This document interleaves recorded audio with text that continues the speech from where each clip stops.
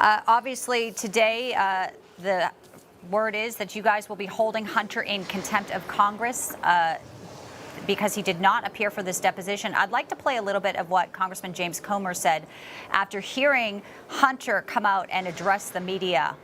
Let's play that. The story continues to change. In the very beginning, when we launched this investigation, Joe Biden said he never met with any of these individuals. Now we know he met with all of these individuals. Did you think Hunter would actually come and comply with the subpoena, Congressman Burlison? And are you surprised that he has chosen this route?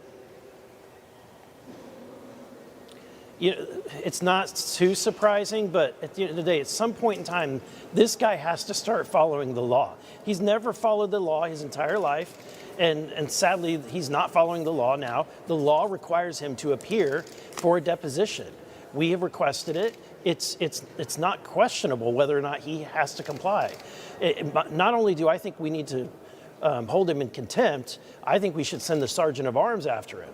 That's an authority that Congress has. I think we and he won't have to go too far because he's clearly in the city.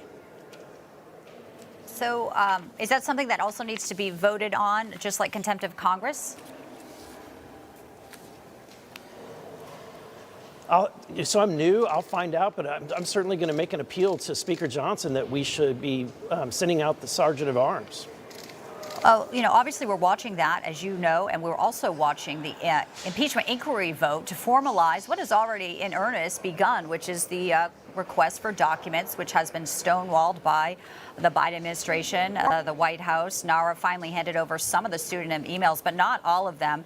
Clearly, this is an investigation into President Biden. Today, we heard from Hunter Biden. Let's play a little bit of what he said about his father and his business dealings. There is no fairness or decency in what these Republicans are doing. They have lied over and over about every aspect of my personal and professional life. Obviously, there's two sides to every story. I'd like you to respond to the narrative that's being spun today by the first son and his attorneys, clearly, who have been advising him on this, clearly.